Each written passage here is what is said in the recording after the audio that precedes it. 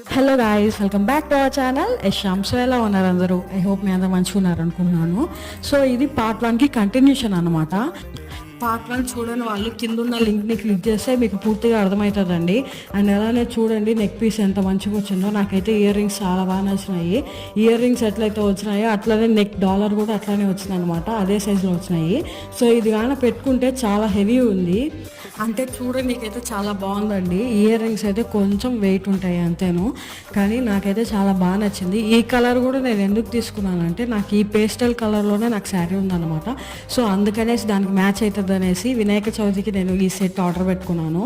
So నేను పెట్టుకున్న ఒక 2-3 డేస్ కంతా నాకు ఆర్డర్ రిసీవ్ అయిపోయింది.